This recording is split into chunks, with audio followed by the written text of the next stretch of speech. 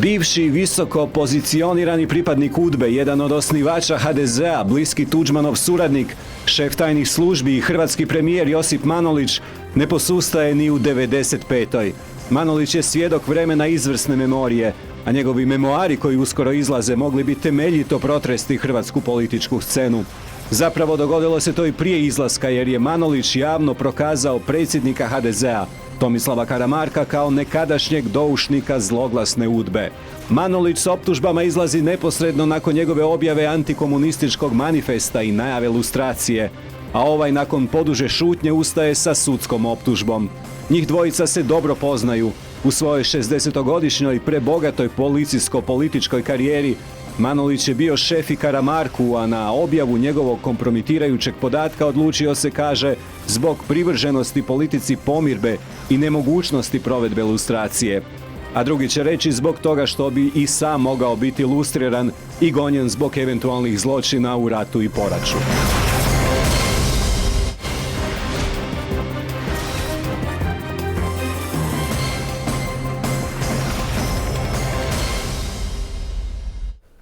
Dobro večer, poštovani gledatelji. Gledate naravno Pressing, a s nama je večeras Josip Manolić, autor knjige Politika i domovina, moja borba za socijalnu i suverenu Hrvatsku. Gospodine Manoliću, dobro vam večer. Dobro večer vama.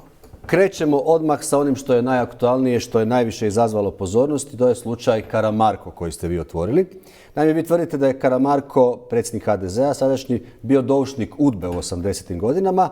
Međutim, to vas nije smetalo da vam bude i šef kabineta. Sad vas smeta. Zbog čega ste se sad odlučili izaći s tom informacijom?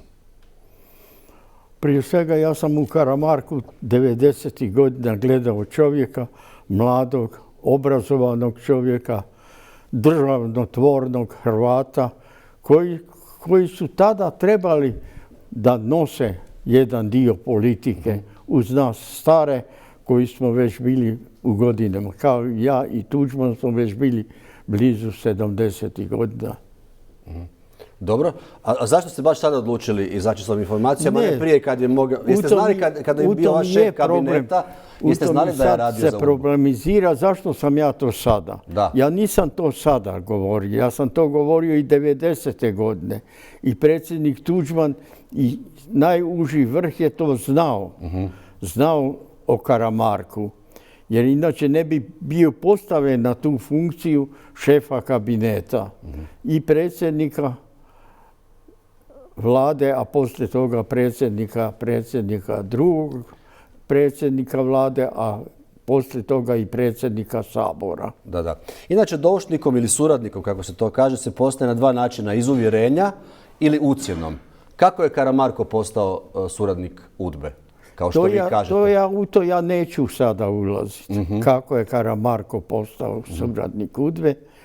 U ovoj reakciji koju je Karamarko na moju izjavu da je bio doušnik UDBE je rekao da će ići sa tužbom. Ja očekujem da će on ipak ići sa tužbom, jer u tužbi se mogu samo ovakva prepričavanja dokazati što je istina, a što je laž u tim situacijama. Dobro, a ipak ste rekli da je bio uhvaćen u švercu robe, sitnom švercu robe iz Trsta, iako sad imamo neke druge izjave koje kažu da je bio zapravo riječ o materijalu emigranata hrvatskih koji je bio prevožen u autobusu. Kakve su vaše informacije? Svašta će se sad iskopati u tim pričama kad se obavještajci počnu izjašnjavati o njegovom slučaju. Ja što sam tada znao, to je bilo to, da je bio ipak ucjenjivan zbog sitnih nekih stvari koje su tada smetale postojećem sustavu, i na taj način je prihvatio onda rađe manje zlo za njega koje on smatrao, nego da ga kriminaliziraju zbog tih sitnih nekih problema. U današnjem Jutarnjemu jedan od tih ljudi koji je radio u UDBI kaže da je Karamarko bio žrtva, da je bio prisluškivan te da mu je oduzeta putovnica. Zapravo... Ništa ja od toga ne znam. Nisam ja u to ulazio. Meni je bilo bitno je li on radio nešto za UDBU ili nije radio. U tom momentu kad ga je trebalo kadrovirati u samom vrhu stranke, odnosno vlade. Dobro. I što je onda prevladalo da se ipak odlučite, a znate da je... Pa zato što sam ja imao drugčije stajalište prema suradnicima UDBE i UDBE. Jer Ko je drugčije? politika predsjednika Tuđmana je preuzela u cijelosti cjelokupni aparat bivše Jugoslavije u Hrvatskoj, prema tome i sve doušnike je morala preuzeti. Kako bi smisla imalo da godimo doušnika, a njegovog šefa i nadšefa i sve do ministra smo amnestirali i smatrali smo im da će surađivati na politici, jer su se tako izjasnili, na politici predsjednika Tuđmana, a to je bila pomirba i da nema revanšizma.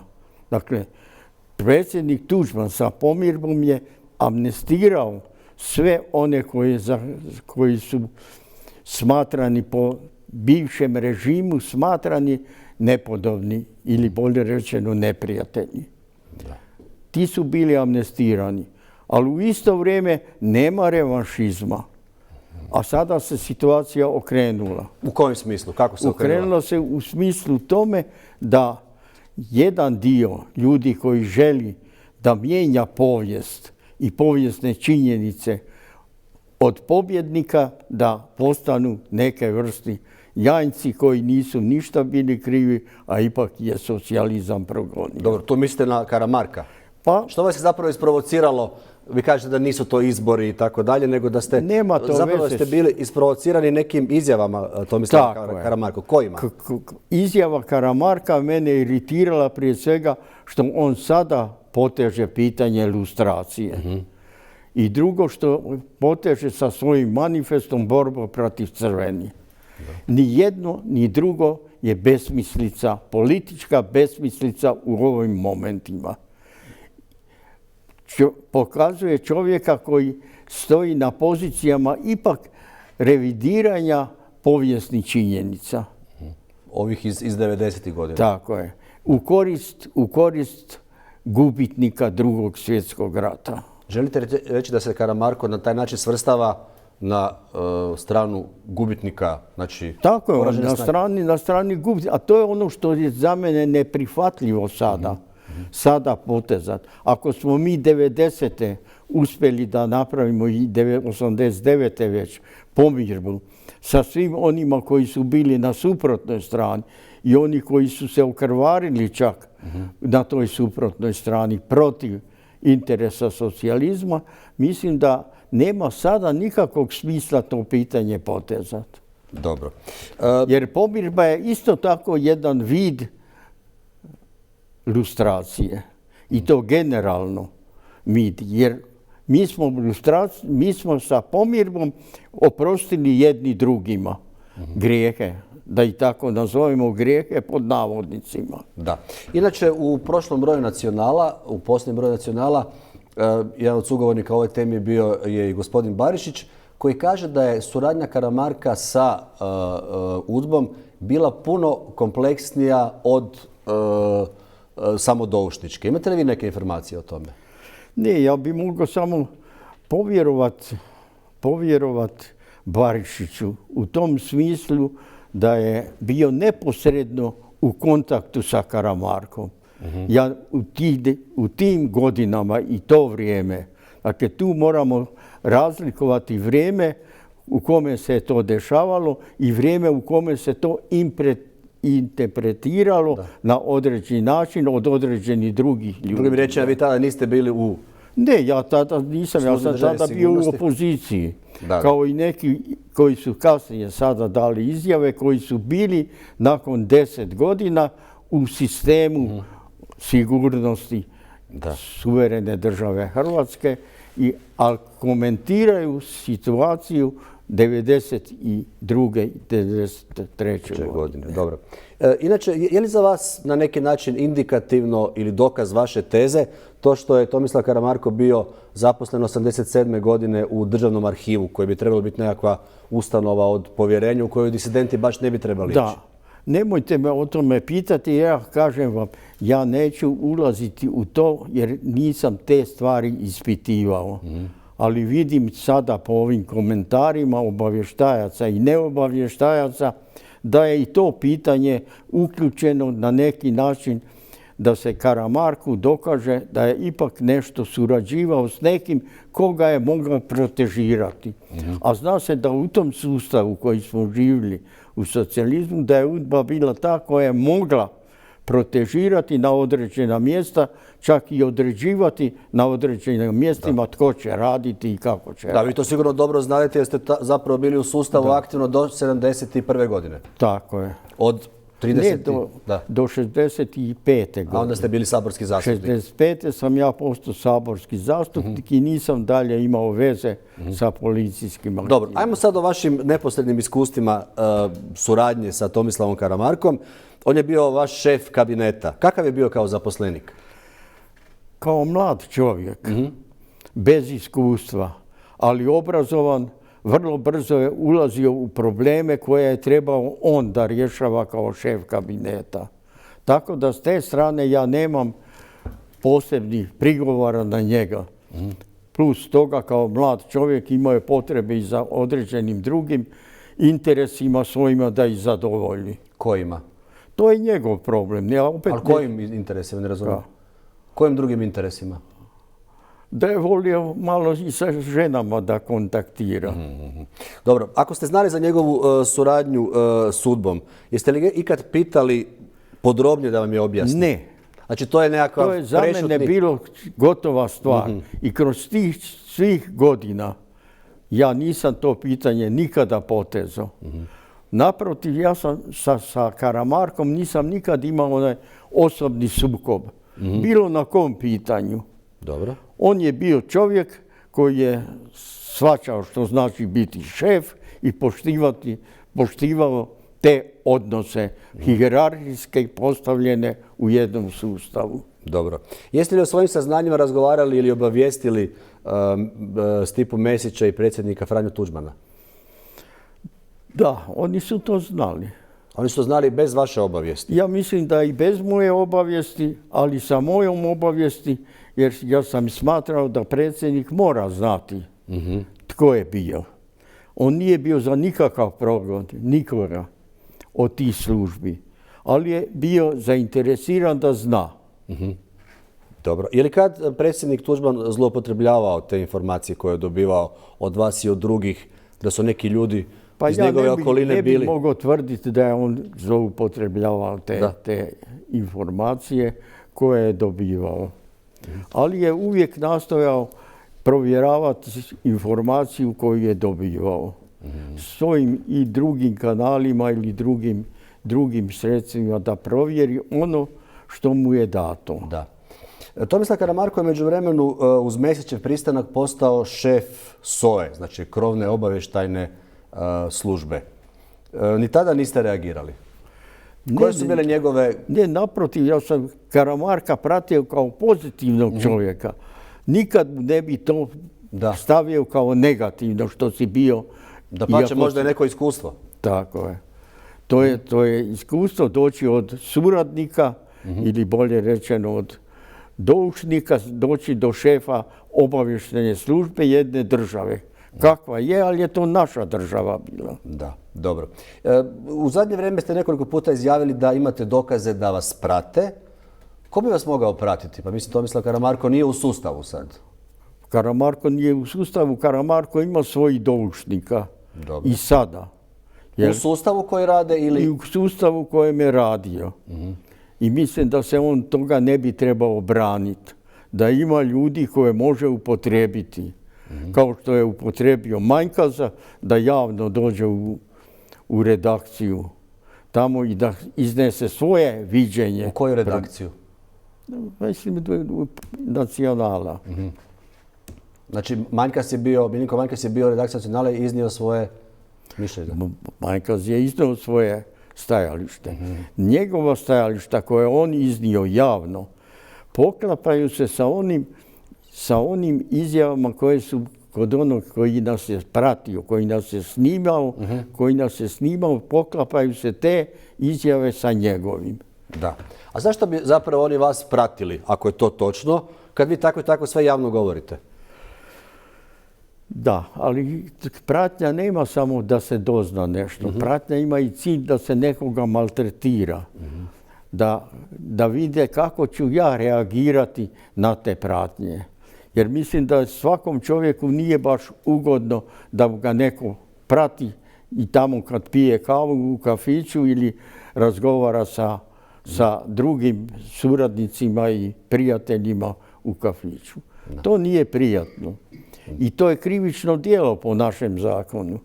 Hoćete li vi tužiti nekoga zbog toga? Ja ne, za taj slučaj neću tužiti. Ne. Da. Neću tužiti, ali vjerovatno da će novinar koji je isto tako praćen ili novinari koji su praćeni zajedno s menom, vjerovatno će tužiti, jer to je ipak povreda i ograničavanje aktivnosti novinara. Dobro, je li vas Karamarko već tužio, da li je podigao kaznenu prijavu, nemate informaciju? To nemam nikakve informacije oko toga, to je njegovo stvar. Kako ćete se vi braniti, na koji način? Samo svojim iskazom imate svjedoke ili imate dokumente? Uvijek se u obrani nađe i svjedoka i sveg onoga što bi trebalo potkrijepiti ovaj slučaj. Da. U mom slučaju je stvar čista u tome što sam ja u isto vrijeme i svjedok. Svjedok tih zbivanja, jel? I ono što sam predsjedniku prenio i ono što je Mesić čuo isto tako na tom skupu gdje smo bili nas trojica. Da, ali ste rekli da niste bili svjedok vremena.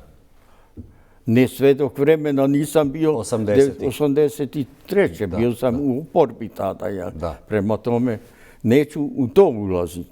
Zbog toga u te finese ja neću sada ulaziti.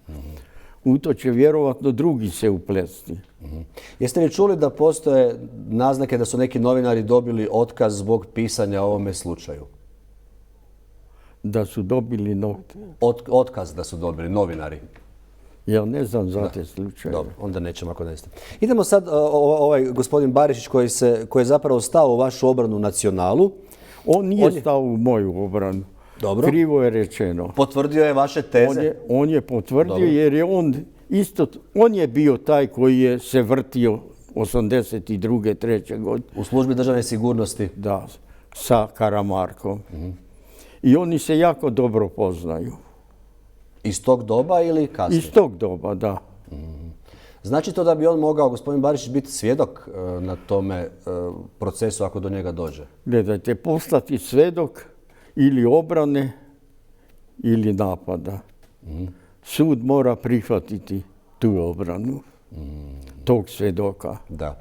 Inače, zanimljivo je kad govorite o lustraciji, znači gospodin Barišić je obrađivao crkvu tih 80. godina, a danas radi na državnom sveučilištu, predaje na Visokoj zapovjednoj školi Hrvatske vojske, tako što recimo ne bi bilo zamislivo u Njemačkoj da neko ko je radio u Štasiju preuzme takav posao. Je li tu trebala ipak nekakva lustracija? Ne bih htio ulaziti u to kako bi to u Njemačkoj izgledalo. Dobro. Ali kod nas je sasvim razumljivo da ovo što je on bio suradnik UDBE njemu nije uzeto kao negativno kroz čitav period postojanja ove zemlje. Jel? Ono što je kao negativno, to je sad njegov nastavak koji ga na izvjestan način povezuje sa lustracijom, sa borbom protiv crvenih. I kad bi pitanju došlo do lustracije, po njegovom kriteriju, onda bi on prvi bio. Ja se lustracije ne trebam bojati, nikakve lustracije. Mene će jedino Bog već vjerovatno sad za kratko vrijeme uzeti na lustraciju. Dobro. Idemo samo još oko jednog čovjeka koji se vrlo brzo umiješao nakon vašeg istupa u ovaj cijeli slučaj. To je gospodin Reljić, Smiljan Reljić. On tvrdi da Karamarko nije radio za UDBU. Može li on to znati? On to ne zna. Prije svega. Dobro. Karamarka, Smiljana Reljića sam ja postavio za pomoćnika ministra unutrašnjih poslova. On prije toga nije bio u strukturama. On prije toga nije bio u strukturi. A kako sam ja došao do Smiljana Reljića? Dobro. Od Smiljana Reljića bio je stric koji je bio s menom zajedno u zastupniku socijalističkom saboru Hrvatske. Ovo od 65. Stradalnik u mas pokretu, kao što sam i ja bio. Ja? I od tuda sam ja, poznavajući njegovog strica, prihvatio bez ikakve provjere Smiljana Reljića da ga uvučem u službu. Još jedno pitanje, dva zapravo prije kraja ovog bloka. Kada ste posljednji put razgovarali sa Tomislavom Karamarkom? Ja sa Karamarkom nisam dugo razgovarao. Ja mislim, prije još nego je on postao ministar unutrašnjih poslova. Dobro, to ima onda vremena, da. Ali svakako jako dugo. Da. I još jedno pitanje, vi ste dobar sa Stipom Mesićem. Zašto mu se Mesić zahvalio Karamarku i otpustio ga? To niko ne želi objasniti. Pa zato, gledajte, nemojte uvijek u tim tražiti korijene. Da. Nekad su to i bezazleni korijeni. Zašto neko? U kadrovskom pomicanju dobili ste u jednom momentu veće povjerenje u nekog drugog i postaviti tog drugog. Znači tu ne postoje nekakva samo tu priča, nešto. To je to pravo kod odabira kadrova s kojim ćeš surađivati. To je njegovo pravo da postavi čovjeka u koga u tom momentu smatra da ima više povjerenja nego u Karamarka. Dobro. Evo, idemo, sad smo pod kraj ovoga našeg prvog bloka razgovora. Sad imamo jednu rubriku u kojoj ja pitam pitanje, vi odgovarate sa da ili ne, ako je moguće. U redu? Može, zašto ne? Vi vodite emisiju, ne vodim ja. Da, može. Evo, znači, to je prvo pitanje koje imam. Možemo.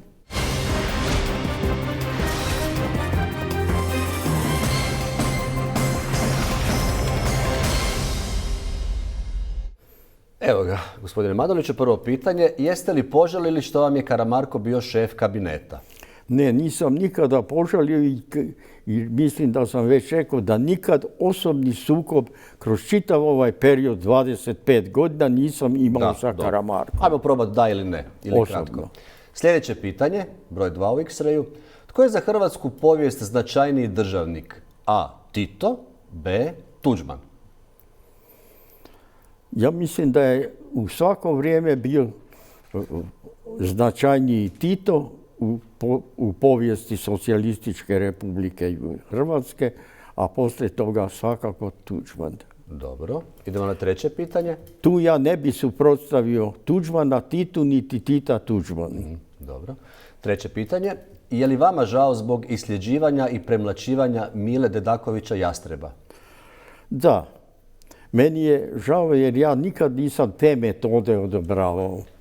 Da se maltretira i da se traži priznanje na bazi nekog maltretiranja. Ta priznanja su uvijek kriva, uvijek pod upitnikom što je istina. Dobro. Sljedeće pitanje. Zaslužuje li Zoran Milanović drugi premijerski mandat? To će odlučiti birači na sljedećim izborima. Dobro. Sljedeće pitanje, 5. Strahujete li da bi vam mogli suditi zbog poratnih zločina ako HDZ osvoji vlast? Ovdje se misli poratni zločina nakon Drugog svjetskog rata. To je stvar opet dokaza za te zločine o kojima neki govore. A te zločine oni će dokazati, vjerovatno. Jel? Dobro. Ali nemam nikakvog straha od toga. Da. Kroz čitavi ovih 25 ili 70 godina od tog momenta nemam nikakvog straha. Jer smatram da sam uvijek tražio pravedna rješenja kad se radilo o pojedincima. Dobro. Evo, bio je to dakle prvi blok našeg razgovora sa Josipom Manolićem. Nastavljamo za koji trenutak. Ostanite s nama u presingu.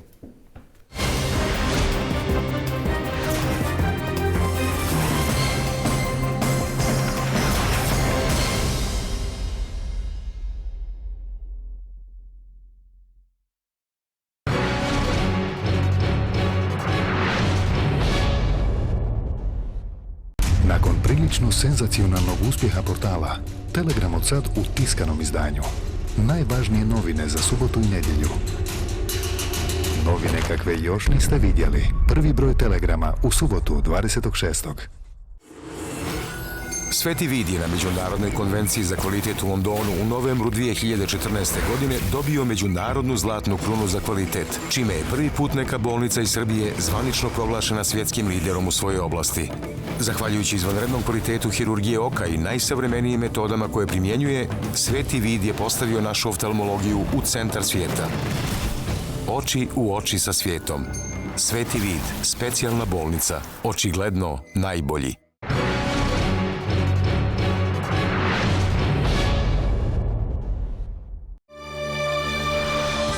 Dnevna doza vijesti svijeta, informacije o globalnim događajima, kontekst, reportaže, analize.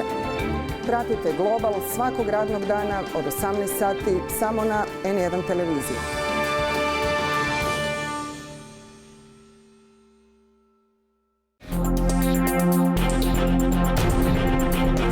Evo nas u podnožju Bosanske piramide Sunca. Serijal o neobičnim, interesantnim životnim pričama za vas smo sačuvali od zaborava. I oni ljudi ovdje dođu ovaj put. Fenomeni, nedjeljom od 19:05, samo na N1. Televizija je moja strast, posao koji radim već više od 20 godina, a televizija su uvijek ljudi, mjesta i događaj. Neka i vaš dan bude korak dalje, otkrite nove goste, nova mjesta, nove ljude i događaje.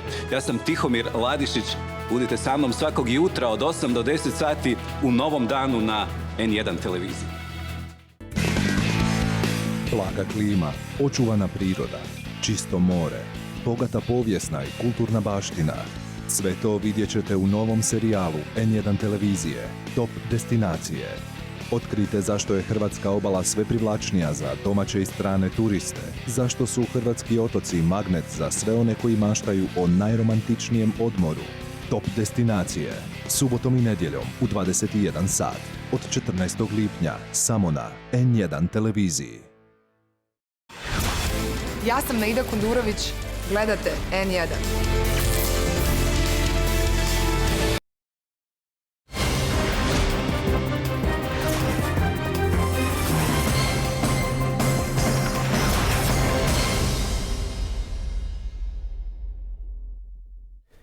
Nastavljamo s presingom, s nama je večeras Josip Manolić i idemo razgovarati oko teorija kako je nastala Hrvatska država. Znači, je li Hrvatska država nastala zahvaljujući udbaško-ustaškoj zavjeri kako sugeriraju neki autori? Ne, to sigurno nije. Nikakve udbaške zavjere kod stvaranja suverene države Hrvatske nije bilo. Izuzev cilj. Predsjednik Tuđman je imao jasan cilj. Njegov cilj je bio suverena država Hrvatska.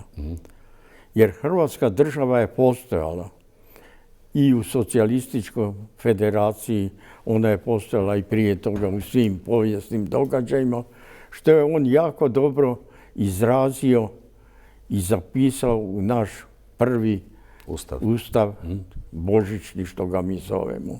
Je li se moglo napraviti Hrvatsku državu bez suradnje s UDBom ili s ljudima koji su bili u UDBi?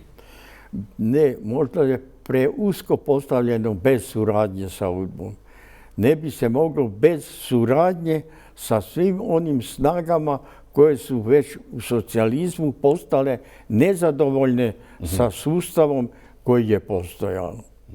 A tih snaga je bilo jako puno i sve šire je zapadao taj hrvatski korpus. Da. Tu možete uključiti i mene i sve one zastupnike koji su 71. godine bili izbačeni iz Koje godine je vama Franjo Tuđman pristupio da idete u stvaranje HDZ-a, u borbu za Hrvatsku državu? Mislim da treba stvar gledati nešto šire. Dobro. Ja i Tuđman se poznamo od 1942. godine. Predsjednik Tuđmana sam ja poslao kao omladinca u Krapinsku okrug za sekretara okružnog komiteta Skoja. Godine 42. I druga. Vi ste bili tada nadređeni, vi ste bili šef cijelog... Ja sam bio tada u pokrajinskom komitetu Skoja, znači najviše omladinsko rukovodstvo u Hrvatskoj. Imali ste 22 godine, je li tako? Da, ja sam imao 22, a on je imao 20 godina ili... Znači, tad ste vi njemu bili šef zapravo? Da, ja sam tada bio šef. On kad je prihvatio tu dužnost, otišao na dužnost u Krapinu, ne u grad, nego u okrug Krapinu. On je jedno vrijeme radio na tom kao sekretar, ali je tada po odluci okružnog komiteta partije prebačen na značajnije funkcije u samom komitetu. Dobro, idemo da sad da se ne zapletamo u te godine. Znači, znate se dugo, u ostalom i živjeli ste dvorište do dvorište, je li tako? U Nazorovoj ulici, kuća do kuće. Imali ste komunikaciju cijelo vrijeme s Tuđmanom? Pa cijelo vrijeme, jedno vrijeme, on je došao 61. godine, što je poznato, u Zagreb. Da. Predsjednik Skupštine grada Zagreba bio je Veco Holjevac. Veco me je nazvao kao načelnika unutrašnjih poslova da pomognem Tuđmanu u sređivanju njegovih osobnih problema koje sada ima. Počemo od tih promjene lične karte i ostalih problema s kojima se čovjek susreće kad dolazi u drugu sredinu. Dobro. Jeste li vi kao, idemo na 80. Jeste li vi kao disident, kao što kažete, 80. godina, nakon 71. godine, imali putovnicu? Ne, ja sam bez putovnice ostao 78. godine. I niste imali zapravo do hrvatske putovnice onda? Nisam imao od tog momenta kad mi je oduzeto, nije produženo. Jasno. Problem je bio u produženju, nisu mi produžili 78. godine. Ostao sam bez putovnice do 90. godine. Znači iz Jugoslavijske ste išli na Hrvatsku. Kad smo preuzeli vlast i prvu putovnicu mi je Savezni sekretarijat za unutrašnje poslove dao kad sam putovao u Ameriku i Kanadu. Dobro. A recite mi, koje godine je Franjo Tuđman dobio putovnicu? Franjo Tuđman je nešto prije dobio. Nije baš nešto prije. On se je borio jako za... Ne, ali koje godine je dobio putovnicu? Ja se nisam baš puno borio jer mi nije trebala putovnica i nisam nikakve... Ali stoji činjenica da je ta putovnica bila izdata daleko prije nego svim disidentima ostalima. Zašto se to dogodilo tako? Na čiju intervenciju? Pa to ima svoju pozadinu, to opet pitajte obavještajce. Samo uvijek sa rezervom kad se više uplete u to. Svaki ima svoju tezu. Pa dobro, vi to sigurno znate najbolje. Jednu tezu znam i ja koju su meni prenijeli. Koja je to teza? Da je počela stvar od jednog sjednice u Saveznom sekretarijatu za unutrašnje poslove. Znači u Beogradu, ili tako? Da, u Beogradu, gdje su bili prisutni svi sekretari unutrašnji, zapravo njihovi pomoćnici, ljudi za obavještajni rad. Bili prisutni iz svih republika. I nastalo je pitanje kako postupati prema tim disidentima u Jugoslaviji. Srbi su stali na stanovište i Crnogorci da Đilasu treba dati putovnicu, odnosno da ne treba ga dalje držati u izolaciji. I nekim drugim ljudima u Srbiji. Onda su se naši pobunili iz Hrvatske i rekli pa mi bi mogli isto tako Tuđmanu onda dati putovnicu jer nije ništa veći grešnik od Đilasa u odnosu na socijalizam. I tako se to dogodilo samo jednostavno? I to se dogodilo. I kako to da je, budući da je Franjo Tuđman bio disident, kako to da su mu dopustili da putuje recimo u Kanadu, u Norvale, migraciji, Hrvatskoj? Pa to je normalno, kad čovjek ima putovnicu, onda po svojim željama, po svojim osobnim interesima putuje po svijetu. I to je on onda iskoristio. A on po prirodi nije čovjek koji će se zatvoriti u uski krug. On je želio da vidi taj svijet, da razgovara sa ljudima, pa i sa onima za koje se smatrao da su neprijatelji, treba razgovarati. Ova teza o pomirbi nije preko noći stvorena. Ja tvrdim da je ona stvorena sa jednom konstatacijom ili počela od jedne konstatacije koju je Bakarić na jednom skupu boračke organizacije rekao. Hrvatska ima najbrojniju i najžešću opoziciju, odnosno emigraciju. Bakarić dalje tu tezu svoju nije obrazlagao, ali je postavio tako da moramo tražiti političko rješenje za rješenje naše emigracije. Da sadašnja pozicija u kojoj se nalazi Jugoslavija i njezina emigracija u cjelini ne vode rješenju. To je ubijanje s jedne, ubijanje sa druge strane. Dobro, ali kad je migracija došla poslije 90. U Hrvatsku, na neki način njezin predvodnik je postao vođa Gojko Šušak. Mislim, niste imali dobre odnose. Zašto? Ne možete opet reći da nisu dobri odnosi. Možda i možemo. Odnosi mogu postati dobri, pa poslije mogu ostati loši i mogu na koncu postati sa rastavom. Da. Jel? I kakvi su bili vaši odnosi sa Šuškom? Moji odnosi su u prvo vrijeme bili jako dobri. Ja sam njega upoznao, Šuška sam ja upoznao kod predsjednika Tuđmana kad su oni došli iz Kanade kod predsjednika. Došao je on i sada još uvijek živući Beljo. Da. Je li on poznavao Perkovića od prije ili ga je tek upoznao? To morate pitati ipak Perkovića. Malo teže, nije mi baš dostupan. A Gojka ne možete pitati jer ga nema. Ali su bili oni bliski? Da, oni su bili jako bliski. I možda iz jednog slučaja koji se desio, da sam ja tražio od predsjednika da penzionira Perkovića. Koje godine je to bilo? A to je bilo negdje odmah 1992. godine. Što vas je na to nagnalo? Zato me je nagnalo jedan slučaj koji je Perković istraživao. Dobro. Jednog generala kojeg smo mi zarobili i poslije tog razgovora koji je on obavio sa generalom, on ga je pustio. General Jonaj bio? Tako. Aksentijević, da. Koji general je to bio? Dobro, nebitno. Ne mogu se sad... Što je bilo sporno u tom razgovoru? Tu je bilo sporno da on meni profesionalno kao obavještajac nije dao potpunu informaciju. Nije dao u cijelosti informaciju zašto je to učinio. Ja sam to smatrao da je to neprofesionalno i da prema tome ja ne mogu dalje surađivati sa takvim čovjekom koji se neprofesionalno odnio prema... I onda je on prešao na stranu Šuška? Tad je zapravo prešao na stranu Šuška? Predsjednik je prihvatio moj prijedlog i penzionirao ga je. Međutim, na intervenciju Šuška ga je ponovno postavio za pomoćnika ministra u obrani, to znači Šušku. Dakle, radilo se svega možda u roku od mjesec dana su se te promjene desile. Penzioniranje i ponovno postavljanje. Da bude stvar još interesantnija, dekret o postavljanju za pomoćnika ministra obrane potpisao sam ja kao predsjednik vlade. Jer vam to bilo žao, mislim, to je neki kompromis.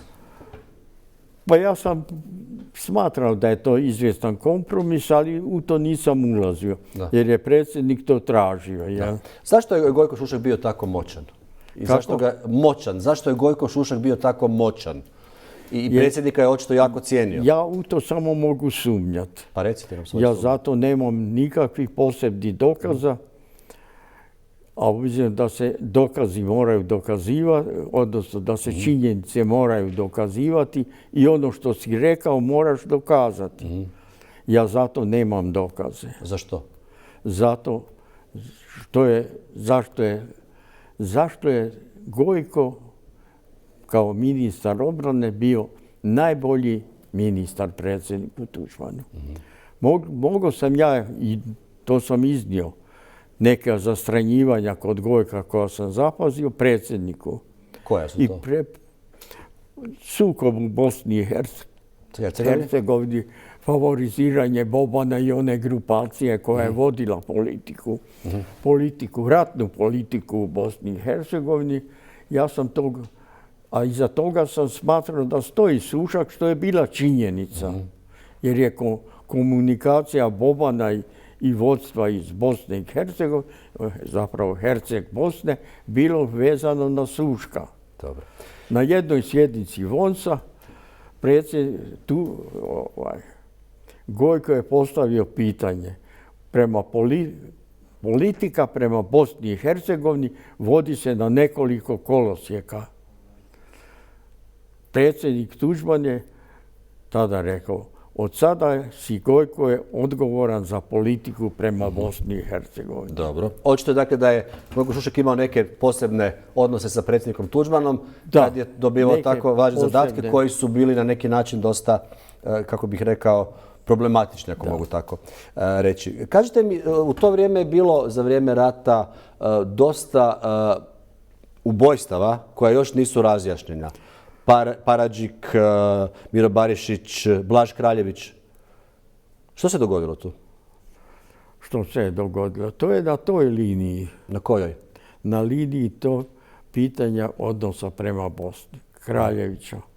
Kraljević je surađivao sa Bobanom u jednom periodu. Poslije toga je se opredijelio i surađivao sa muslimanima, odnosno sa Izetbegovićem. I ta kopča Kraljevića, da je bio, što je predsjednik Tuđman rekao, on je pod fesom Izetbegovića. I ko je naložio ta ubojstva? Radio je za interese druge države. Ovi struktura koje su bile protiv politike predsjednika Tuđmana. Ko je naložio ta ubojstva Barišića, Paradžika? Kako bi ja to vama sad mogao reći? Kad smo razgovarali bez kamera, rekli ste mi. Sutra reći, otkuda ti to znaš? Pa, vi vjerojatno sve znadete. Mnoge stvari se znaju, jel?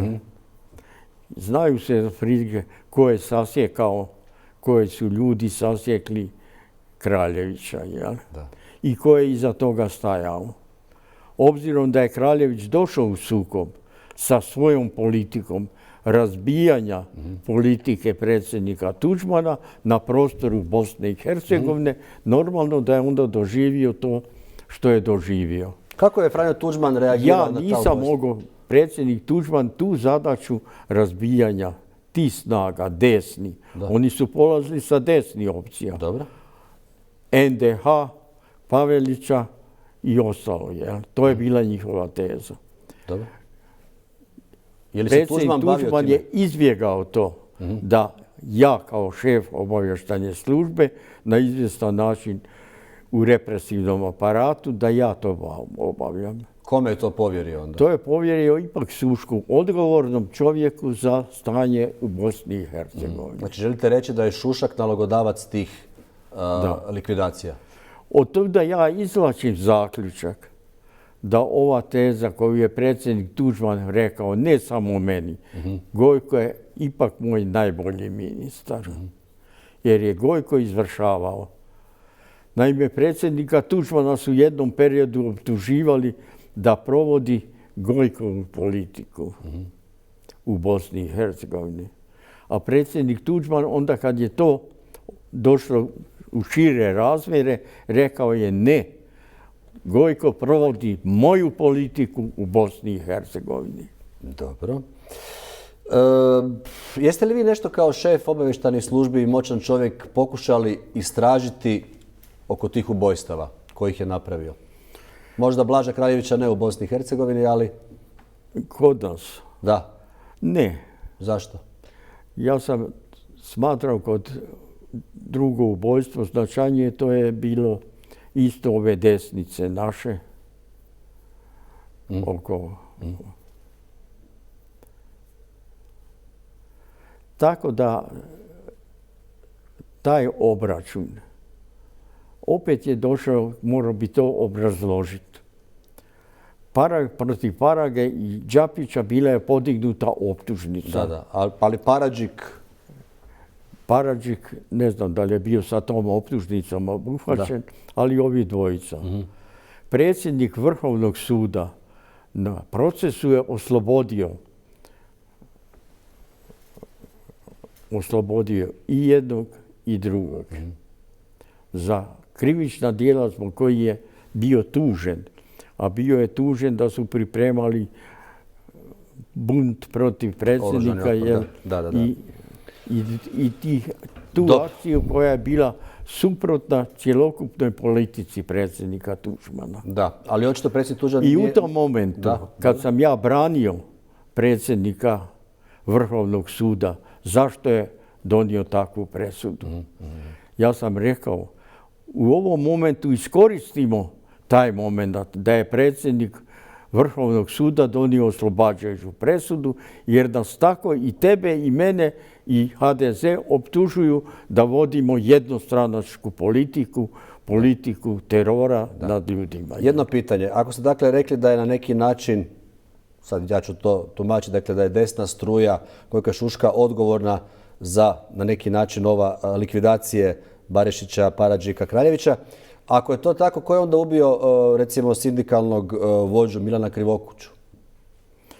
Ja mislim da je proces završen, da je vođen sudski proces i da je taj proces i kriminalistička obrana ukazala tko je bio.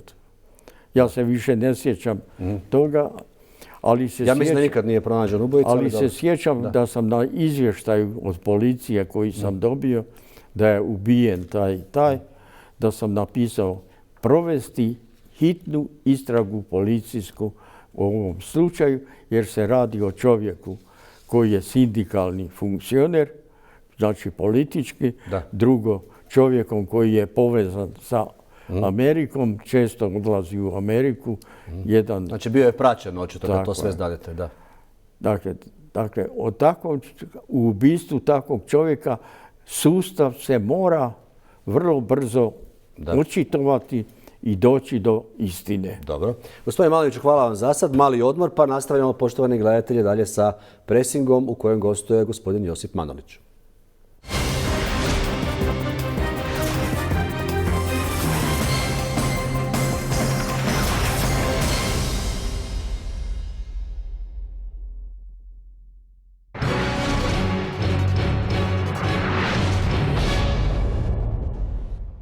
Nakon prilično senzacionalnog uspjeha portala, Telegram od sad u tiskanom izdanju. Najvažnije novine za subotu i nedjelju. Novine kakve još niste vidjeli. Prvi broj Telegrama u subotu 26.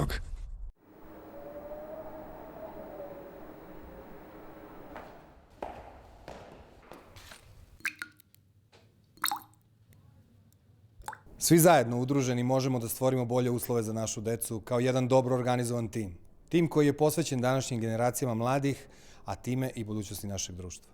Učinite i vi danas nešto važno. Prijavite se u vašoj banci za uslugu Direct Debit i redovnim mesečnim donacijama uložite u bolji život dece. Pridružite se timu koji igra srcem.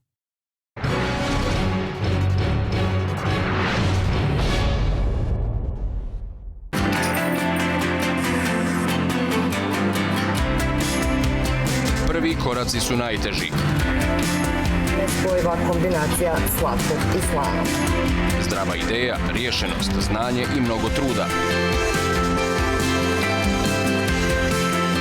To je formula za zdrav biznis. Nedjeljom od 19:15. Samo na N1. Na pitanja o vremenu odgovaram posvuda. U dućanima, na ulici, u tramvajima, na Facebooku, Twitteru, pa i na televiziji. Ja sam Dunja Macoko-Drvar. Gledajte N1 i budite ispred vremena. Prime Minister, welcome to the program. Thank you for joining me. Prime Minister Cameron, Aung San Suu Kyi, Ambassador Brahimi, Mr. President, welcome to the program. Thank you for joining us. Venezuela does not need mediation. How will you fix it then? Nobody can see you getting together with the opposition. I want to know your position on the Holocaust. Do you accept what it was? I want you to tell me what you think has to happen to deter President Putin from any further military moves. Welcome to the program. Thank you for joining us.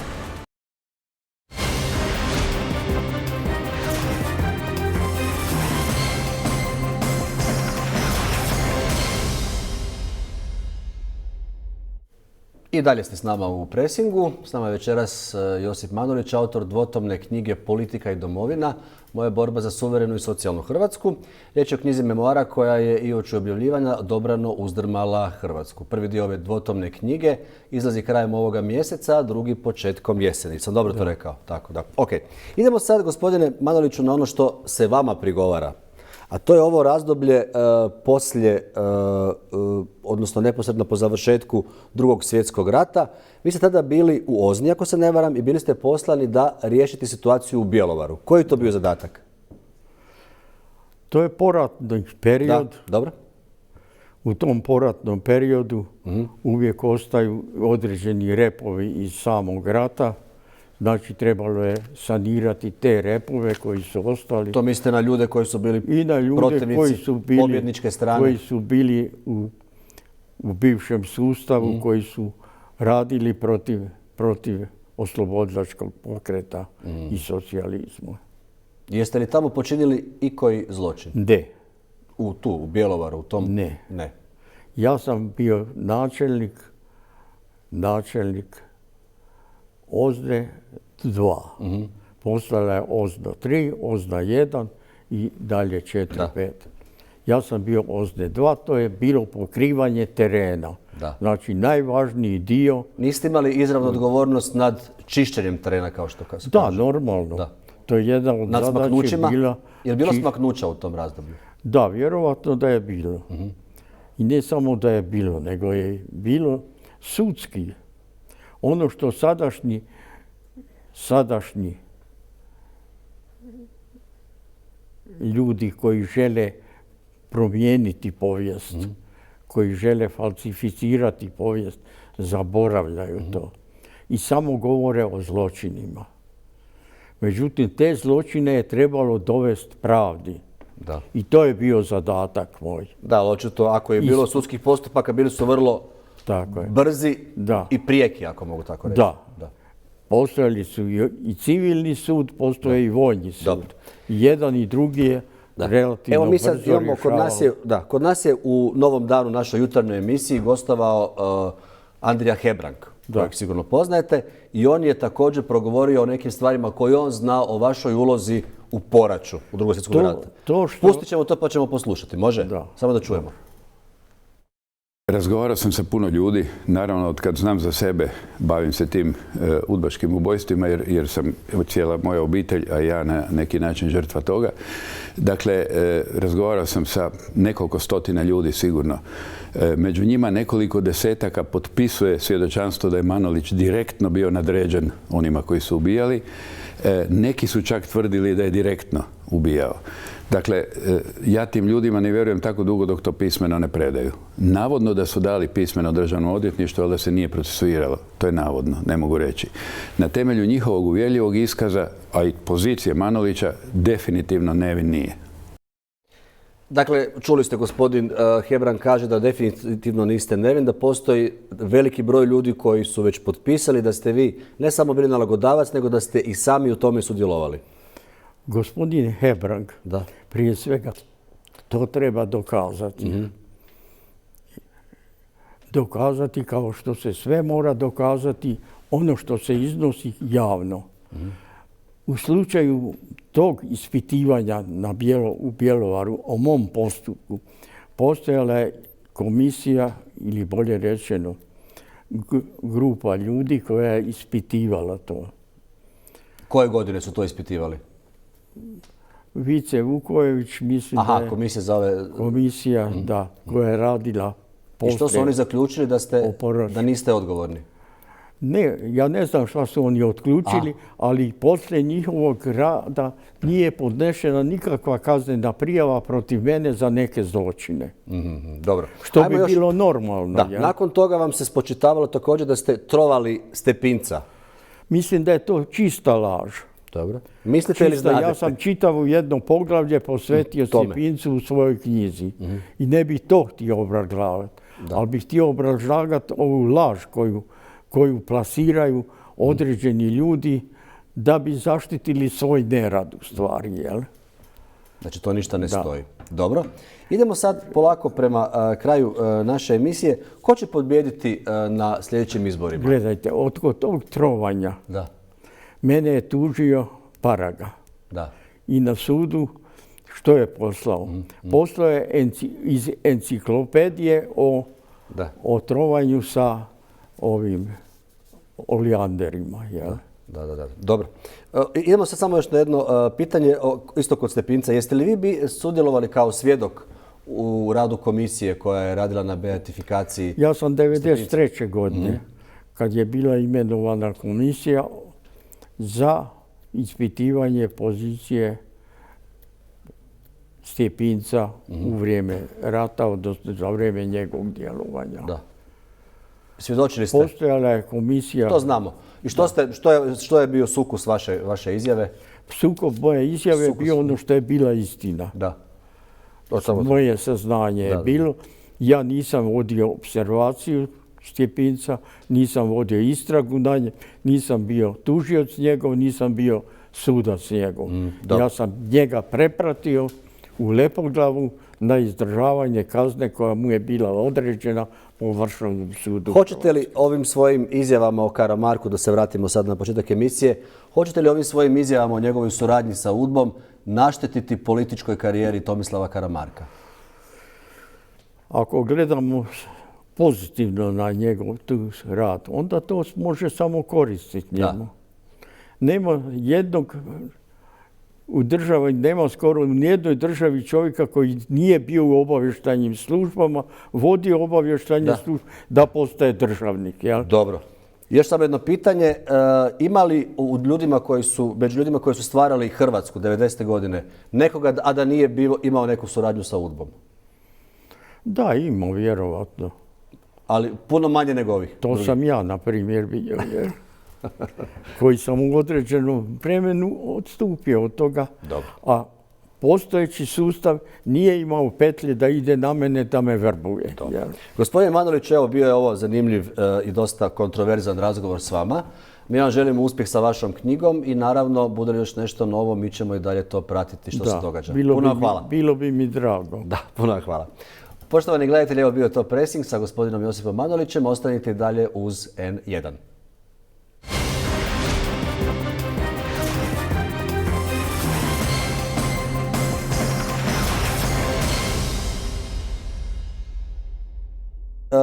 Da Karamarko nije radio za UDBu. Može li on to znati?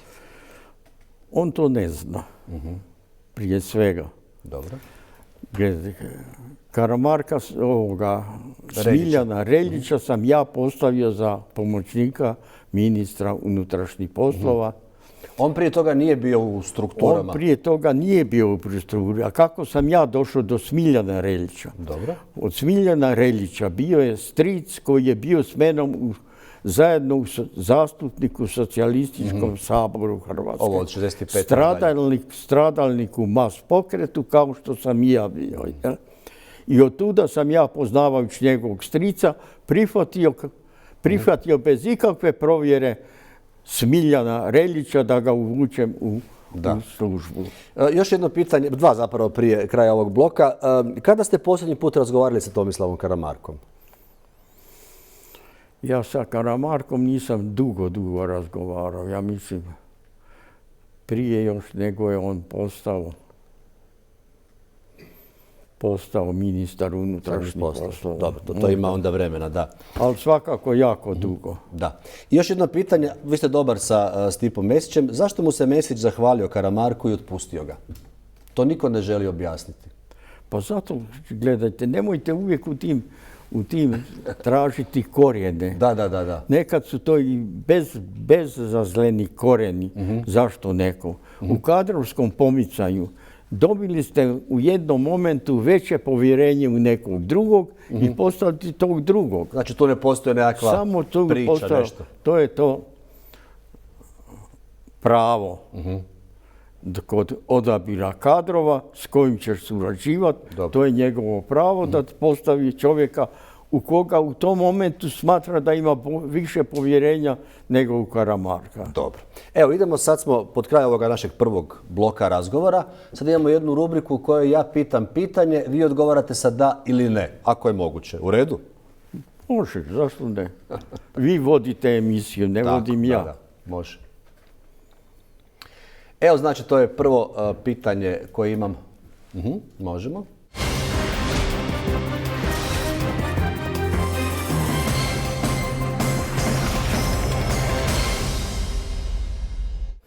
Evo ga, gospodine Manoliću, prvo pitanje. Jeste li požalili što vam je Karamarko bio šef kabineta? Ne, nisam nikada požalio i mislim da sam već rekao da nikad osobni sukob kroz čitav ovaj period 25 godina nisam imao sa Karamarkom. Ajmo probati da ili ne, ili osobno. Kratko. Sljedeće pitanje, broj 2 u X-rayu. Tko je za hrvatsku povijest značajniji državnik? A. Tito, B. Tuđman. Ja mislim da je u svako vrijeme bio značajniji Tito u povijesti Socijalističke Republike Hrvatske, a poslije toga svakako Tuđman. Dobro. Idemo na treće pitanje. Tu ja ne bi suprotstavio Tuđmana Titu, niti Tita Tuđmanu. Dobro. Treće pitanje. Je li vama žao zbog isljeđivanja i premlaćivanja Mile Dedakovića Jastreba? Da. Meni je žao jer ja nikad nisam te metode odobravao. Da se maltretira i da se traži priznanje na bazi nekog maltretiranja. Ta priznanja su uvijek kriva, uvijek pod upitnikom što je istina. Dobro. Sljedeće pitanje. Zaslužuje li Zoran Milanović drugi premijerski mandat? To će odlučiti birači na sljedećim izborima. Dobro. Sljedeće pitanje, 5. Strahujete li da bi vam mogli suditi zbog poratnih zločina ako HDZ osvoji vlast? Ovdje se misli poratnih zločina nakon Drugog svjetskog rata. To je stvar opet dokaza za te zločine o kojima neki govore. A te zločine oni će dokazati, vjerovatno. Jel? Dobro. Ali nemam nikakvog straha od toga. Da. Kroz čitavi ovih 25 ili 70 godina od tog momenta nemam nikakvog straha. Jer smatram da sam uvijek tražio pravedna rješenja kad se radilo o pojedincima. Dobro. Evo, bio je to dakle prvi blok našeg razgovora sa Josipom Manolićem. Nastavljamo za koji trenutak. Ostanite s nama u presingu.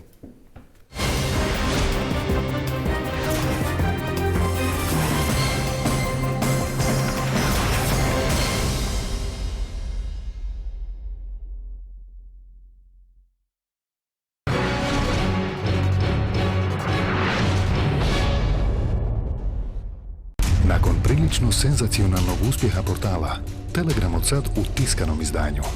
Najvažnije novine za subotu i nedjelju.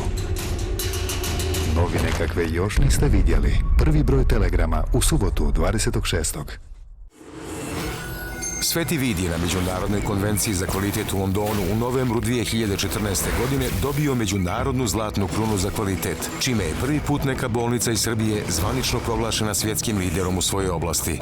Zahvaljujući izvanrednom kvalitetu hirurgije oka i najsavremenijim metodama koje primjenjuje, Sveti Vid je postavio našu oftalmologiju u centar svijeta. Oči u oči sa svijetom. Sveti Vid, specijalna bolnica, očigledno najbolji.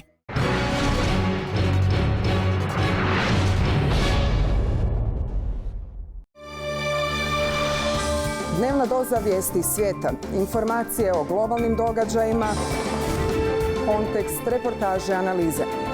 Pratite Global svakog radnog dana od 18 sati samo na N1 televiziji.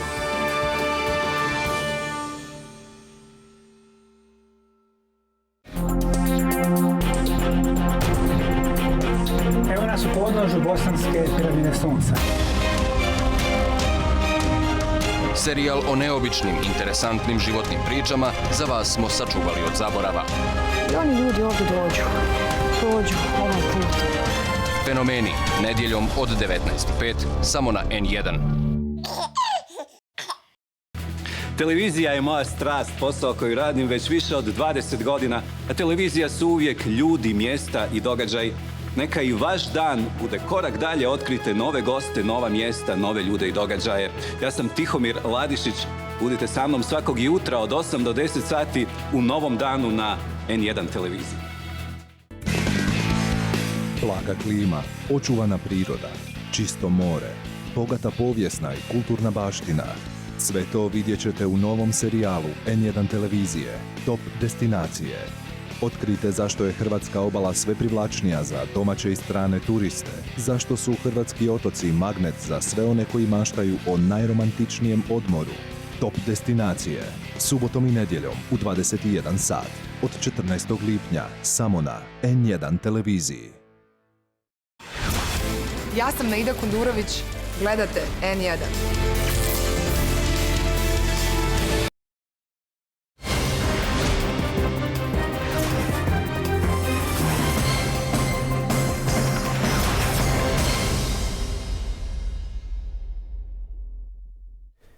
Nastavljamo s presingom, s nama je večeras Josip Manolić i idemo razgovarati oko teorija kako je nastala Hrvatska država. Znači, je li Hrvatska država nastala zahvaljujući udbaško-ustaškoj zavjeri kako sugeriraju neki autori? Ne, to sigurno nije. Nikakve udbaške zavjere kod stvaranja suverene države Hrvatske nije bilo. Izuzev cilj. Predsjednik Tuđman je imao jasan cilj.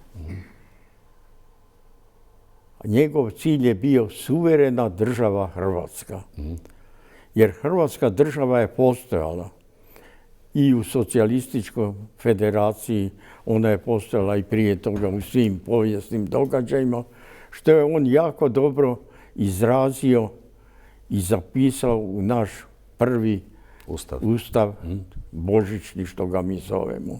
Je li se moglo napraviti Hrvatsku državu bez suradnje s UDBom ili s ljudima koji su bili u UDBi?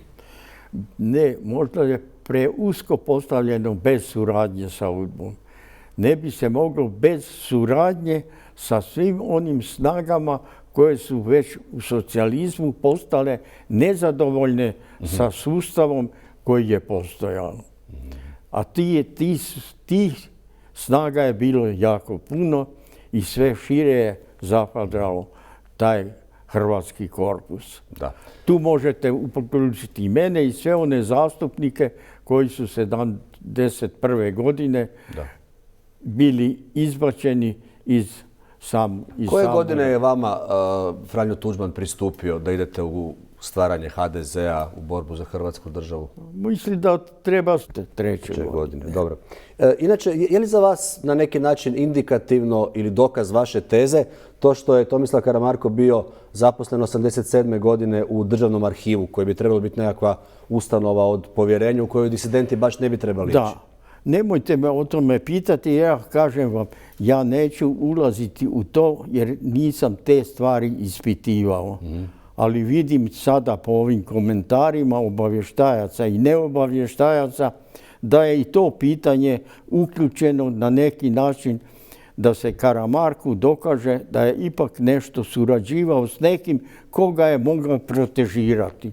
A zna se da u tom sustavu koji smo živjeli u socijalizmu, da je UDBA bila ta koja je mogla protežirati na određena mjesta, čak i određivati na određenim mjestima tko će raditi i kako će raditi. Da, vi to sigurno dobro znate jer ste zapravo bili u sustavu aktivno do 1971. godine. Tako je. Od 30... Ne, do 65. godine. A onda ste bili saborski zastupnik. 65. sam ja postao saborski zastupnik i nisam dalje imao veze sa policijskim aktivima. Dobro, ajmo sad o vašim neposrednim iskustvima suradnje sa Tomislavom Karamarkom. On je bio vaš šef kabineta. Kakav je bio kao zaposlenik? Kao mlad čovjek, bez iskustva, ali obrazovan, vrlo brzo je ulazio u probleme koje je trebao on da rješava kao šef kabineta. Tako da s te strane ja nemam posebnih prigovora na njega. Plus toga kao mlad čovjek imao je potrebe i za određenim drugim interesima svojima da ih zadovolji. Kojima? To je njegov problem. Ali kojim interesima, ne razumijem? Kojim drugim interesima? Da je volio malo i sa ženama da kontaktira. Dobro, ako ste znali za njegovu suradnju s UDBom, jeste li ikad pitali podrobnije da vam je objasni? Ne. Znači to je nekakav To je za mene bilo gotova stvar. I kroz tih svih godina ja nisam to pitanje nikada potezao. Naprotiv, ja sam sa Karamarkom nisam nikad imao onaj osobni sukob. Bilo na kom pitanju. Dobro. On je bio čovjek koji je shvaćao što znači biti šef i poštivao te odnose hijerarhijske postavljene u jednom sustavu. Dobro. Jeste li o svojim saznanjima razgovarali ili obavijestili Stipu Mesića i predsjednika Franju Tuđmana? Da, oni su to znali. Oni su znali bez vaše obavijesti? Ja mislim da i bez moje obavijesti, ali sa mojom obavijesti, jer ja sam smatrao da predsjednik mora znati tko je bio. On nije bio za nikakav progon, nikoga od tih službi, ali je bio zainteresiran da zna. Dobro. Je li kad predsjednik Tuđman zloupotrebljavao te informacije koje je dobivao od vas i od drugih, da su neki ljudi iz njegove okoline bili? Ne bih mogao tvrditi da je on zloupotrebljavao te informacije koje je dobivao. Ali je uvijek nastojao provjeravati informaciju koju je dobivao. Svojim i drugim kanalima ili drugim sredstvima da provjeri ono što mu je dato. Da. Tomislav Karamarko je međuvremenu uz Mesićev pristanak postao šef SOA-e, znači krovne obavještajne službe. Ni tada niste reagirali? Koje su bile njegove... Ne, naprotiv, ja sam Karamarka pratio kao pozitivnog čovjeka. Nikad ne bi to stavio kao negativno što si bio. Da pače možda je neko iskustvo. Tako je. To je iskustvo doći od suradnika ili bolje rečeno od doušnika, doći do šefa obavještajne službe jedne države. Kakva je, ali je to naša država bila. Da, dobro. U zadnje vrijeme ste nekoliko puta izjavili da imate dokaze da vas prate. Ko bi vas mogao pratiti? Pa mislim, Tomislav Karamarko nije u sustavu sad. Karamarko nije u sustavu. Karamarko ima svojih doušnika. I sada. U sustavu koji rade ili... I u sustavu kojem je radio. I mislim da se on toga ne bi trebao braniti. Da ima ljudi koje može upotrijebiti. Kao što je upotrijebio Manjkaza, da javno dođe u redakciju tamo i da iznese svoje viđenje. U koju redakciju? Mislim, Nacionala. Znači, Milinko Manjkas je bio redakcija Nacionala i iznio svoje mišljenje?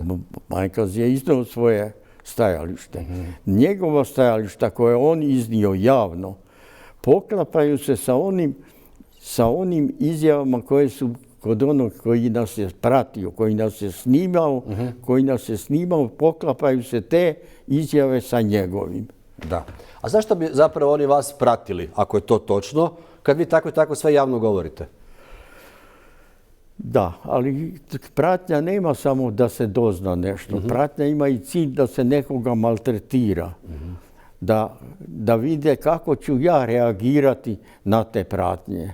Jer mislim da svakom čovjeku nije baš ugodno da ga neko prati i tamo kad pije kavu u kafiću ili razgovara sa drugim suradnicima i prijateljima u kafiću. To nije prijatno. I to je krivično djelo po našem zakonu. Hoćete li vi tužiti nekoga zbog toga? Ja ne, za taj slučaj neću tužiti. Neću tužiti, ali vjerovatno da će novinar koji je isto tako praćen ili novinari koji su praćeni zajedno s menom, vjerovatno će tužiti jer to je ipak povreda i ograničavanje aktivnosti novinara. Dobro, je li vas Karamarko već tužio, da li podigao kaznenu prijavu, nemate informaciju? To nemam nikakve informacije oko toga, to je njegovo stvar. Kako ćete se vi braniti, na koji način? Samo svojim iskazom imate svjedoke ili imate dokumente? Uvijek se u obrani nađe i svjedoka i sveg onoga što bi trebalo potkrijepiti ovaj slučaj. U mom slučaju je stvar čista u tome što sam ja u isto vrijeme i svjedok. Svjedok tih zbivanja, jel? I ono što sam predsjedniku prenio i ono što je Mesić čuo isto tako na tom skupu gdje smo bili nas trojica. Da li ste rekli da niste bili svjedok vremena? Ne svjedok vremena, nisam bio 80-ih. 83. Bio sam u oporbi tada, jel? Prema tome neću u to ulaziti. Zbog toga u te finese ja neću sada ulaziti.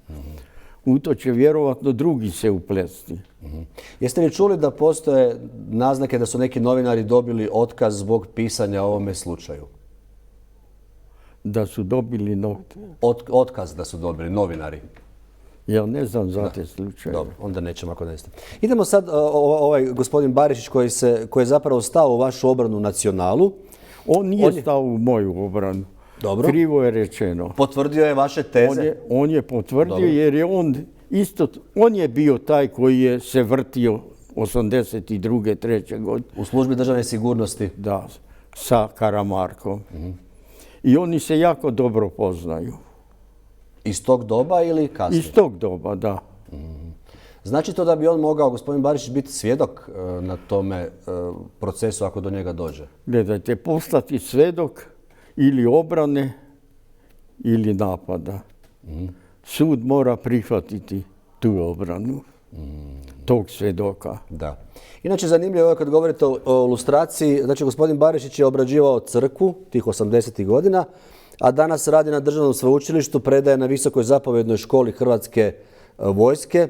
Tako što recimo ne bi bilo zamislivo u Njemačkoj da neko ko je radio u Štasiju preuzme takav posao. Je li tu trebala ipak nekakva lustracija? Ne bi htio ulaziti u to kako bi to u Njemačkoj izgledalo. Dobro. Ali kod nas je sasvim razumljivo da ovo što je on bio suradnik UDBE njemu nije uzeto kao negativno kroz čitav period postojanja ove zemlje. Jer ono što je kao negativno, to je sad njegov nastavak koji ga na izvjestan način povezuje sa lustracijom, sa borbom protiv crveni. I kad bi pitanju došlo do lustracije, po njegovom kriteriju, onda bi on prvi bio. Ja se lustracije ne trebam bojati, nikakve lustracije. Mene će jedino Bog već vjerovatno sad za kratko vrijeme uzeti na lustraciju. Dobro. Idemo samo još oko jednog čovjeka koji se vrlo brzo umiješao nakon vašeg istupa u ovaj cijeli slučaj. To je gospodin Reljić, Smiljan Reljić. On tvrdi...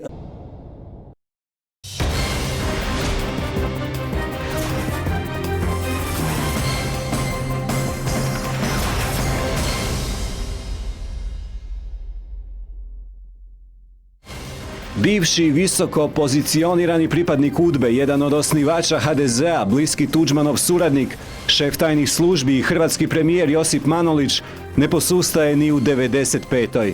Manolić je svjedok vremena izvrsne memorije, a njegovi memoari koji uskoro izlaze mogli bi temeljito protresti hrvatsku političku scenu. Zapravo dogodilo se to i prije izlaska jer je Manolić javno prokazao predsjednika HDZ-a, Tomislava Karamarka, kao nekadašnjeg doušnika zloglasne UDBE.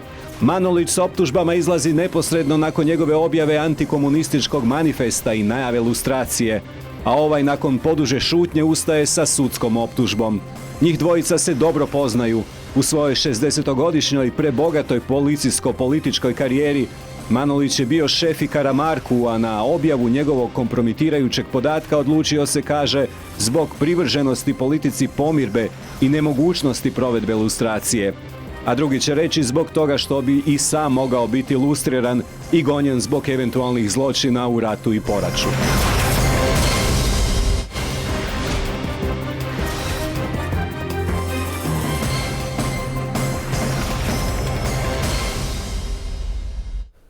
Dobro večer, poštovani gledatelji. Gledate naravno Pressing, a s nama je večeras Josip Manolić, autor knjige Politika i domovina, moja borba za socijalnu i suverenu Hrvatsku. Gospodine Manoliću, dobro vam večer. Dobro večer vama. Krećemo odmah sa onim što je najaktualnije, što je najviše izazvalo pozornosti, to je slučaj Karamarko koji ste vi otvorili. Naime, vi tvrdite da je Karamarko, predsjednik HDZ-a, sadašnji, bio doušnik UDBE u 80. godinama, međutim to vas nije smetalo da vam bude i šef kabineta, sad vas smeta. Zbog čega ste se sad odlučili izaći s tom informacijom? Prije svega ja sam u Karamarku 90. godina gledao čovjeka, mladog, obrazovanog čovjeka, državnotvornog Hrvata, koji su tada trebali da nose jedan dio politike uz nas stare, koji smo već bili u godinama. Kao i ja i Tuđman smo već bili blizu 70. godina. Dobro. A zašto ste baš sada odlučili izaći s ovim informacijama? Ne prije kad je mogao... Jeste znali kada je bio vaš šef kabineta? Jeste znali da je radio za se problemizira zašto sam ja to sada. Da. Ja nisam to sada govorio. Ja sam to govorio i 90. godine. I predsjednik Tuđman i najuži vrh je to znao. Znao o Karamarku. Jer inače ne bi bio postavljen na tu funkciju šefa kabineta i predsjednika vlade, a poslije toga predsjednika drugog predsjednika vlade, a poslije toga i predsjednika Sabora. Da. Inače, doušnikom ili suradnikom, kako se to kaže, se postaje na dva načina, iz uvjerenja ili ucjenom. Kako je Karamarko postao suradnik UDBE? Kao što vi kažete. U to ja neću sada ulaziti. Kako je Karamarko postao suradnik UDBE. U ovoj reakciji koju je Karamarko na moju izjavu da je bio doušnik UDBE je rekao da će ići sa tužbom. Ja očekujem da će on ipak ići sa tužbom, jer u tužbi se mogu samo ovakva prepričavanja dokazati što je istina, a što je laž u tim situacijama. Dobro, a ipak ste rekli da je bio uhvaćen u švercu robe, sitnom švercu robe iz Trsta, iako sad imamo neke druge izjave koje kažu da je bio zapravo riječ o materijalu emigranata hrvatskih koji je bio prevožen u autobusu. Kakve su vaše informacije? Svašta će se sad iskopati u tim pričama kad se obavještajci počnu izjašnjavati o njegovom slučaju. Ja što sam tada znao, to je bilo to, da je bio ipak ucjenjivan zbog sitnih nekih stvari koje su tada smetale postojećem sustavu i na taj način je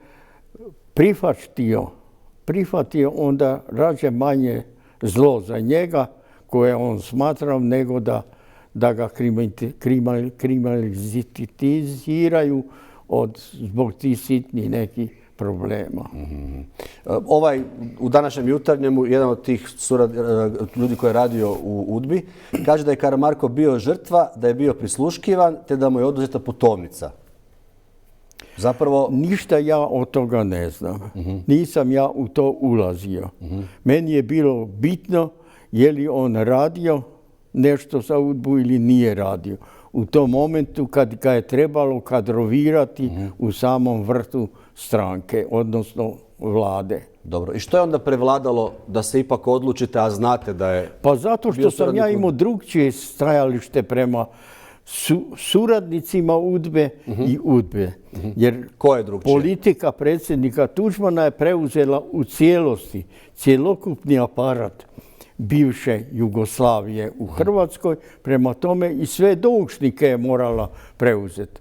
Kako bi smisla imalo da godimo doušnika, a njegovog šefa i nadšefa i sve do ministra smo amnestirali i smatrali smo im da će surađivati na politici, jer su se tako izjasnili, na politici predsjednika Tuđmana, a to je bila pomirba i da nema revanšizma. Dakle, predsjednik Tuđman sa pomirbom je amnestirao sve one koji su smatrani po bivšem režimu, smatrani nepodobni ili bolje rečeno neprijatelji. Ti su bili amnestirani, ali u isto vrijeme nema revanšizma. A sada se situacija okrenula. U kojem smislu? Kako se okrenula? Okrenula se u smislu tome da jedan dio ljudi koji želi da mijenja povijest i povijesne činjenice od pobjednika da postanu neke vrsti janjci koji nisu ništa bili krivi, a ipak je socijalizam progonio. Dobro, tu mislite na Karamarka. Pa, što vas je zapravo isprovociralo? Vi kažete da nisu to izbori i tako dalje, nego da ste zapravo ste bili isprovocirani nekim izjavama Tomislava Karamarka. Kojima? Izjava Karamarka mene iritirala prije svega što on sada poteže pitanje lustracije. I drugo što poteže sa svojim manifestom borbu protiv crveni. Ni jedno, ni drugo je besmislica, politička besmislica u ovim momentima. Pokazuje čovjeka koji stoji na pozicijama ipak revidiranja povijesnih činjenica. Ovih iz 90. godina. Tako je. U korist gubitnika Drugog svjetskog rata. Želite reći da se Karamarko na taj način svrstava na stranu gubitnika? Znači, tako je, na strani gubitnika. A to je ono što je za mene neprihvatljivo sada. Sada potezat. Ako smo mi 90. uspjeli da napravimo i 89. već pomirbu sa svim onima koji su bili na suprotnoj strani i oni koji su se okrvarili čak na toj suprotnoj strani protiv interesa socijalizma, mislim da nema sada nikakvog smisla to pitanje potezat. Dobro. Jer pomirba je isto tako jedan vid lustracije. I to generalno jer mi smo sa pomirbom oprostili jedni drugima grijehe, da i tako nazovemo grijehe pod navodnicima. Da. Inače, u prošlom broju Nacionala, u posljednjem broju Nacionala, jedan od sugovornika ovoj temi bio je i gospodin Barišić, koji kaže da je suradnja Karamarka sa UDBom bila puno kompleksnija od samodoušničke. Imate li vi neke informacije o tome? Ne, ja bi mogao samo povjerovat Barišiću u tom smislu da je bio neposredno u kontaktu sa Karamarkom. Ja u tim godinama i to vrijeme, dakle tu moramo razlikovati vrijeme u kome se to dešavalo i vrijeme u kome se to interpretiralo na određeni način od određenih drugih ljudi. Drugim rečima, vi tada niste bili u... Ne, ja tada nisam, ja sam tada bio u opoziciji. Kao i neki koji su kasnije sada dali izjave, koji su bili nakon 10 godina u sistemu sigurnosti suverene države Hrvatske, ali komentiraju situaciju 92. Stvar gledati nešto šire. Dobro. Ja i Tuđman se poznamo od 42. godine. Predsjednik Tuđmana sam ja poslao kao omladinca u Krapinsku okrug za sekretara okružnog komiteta Skoja. Godine 42. Vi ste bili tada nadređeni, vi ste bili šef cijelog... Ja sam bio tada u pokrajinskom komitetu Skoja, znači najviše omladinsko rukovodstvo u Hrvatskoj. Imali ste 22 godine, je li tako? Da, ja sam imao 22, a on je imao 20 godina ili... Znači, tad ste vi njemu bili šef zapravo? Da, ja sam tada bio šef. On kad je prihvatio tu dužnost, otišao na dužnost u Krapinu, ne u grad, nego u okrug Krapinu. On je jedno vrijeme radio na tom kao sekretar, ali je tada po odluci okružnog komiteta partije prebačen na značajnije funkcije u samom komitetu. Dobro, idemo da sad da se ne zapletamo u te godine. Znači, znate se dugo, u ostalom i živjeli ste dvorište do dvorište, je li tako? U Nazorovoj ulici, kuća do kuće. Imali ste komunikaciju cijelo vrijeme s Tuđmanom? Pa cijelo vrijeme, jedno vrijeme, on je došao 61. godine, što je poznato, u Zagreb. Predsjednik Skupštine grada Zagreba bio je Veco Holjevac.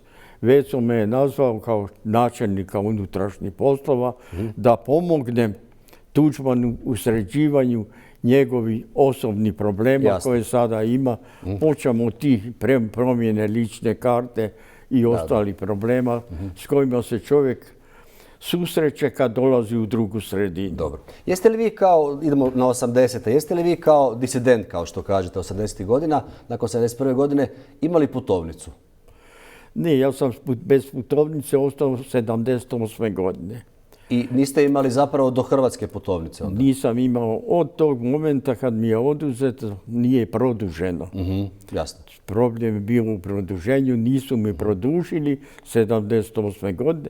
Ostao sam bez putovnice do 90. godine. Znači iz Jugoslavenske ste išli na Hrvatsku. Kad smo preuzeli vlast i prvu putovnicu mi je Savezni sekretarijat za unutrašnje poslove dao kad sam putovao u Ameriku i Kanadu.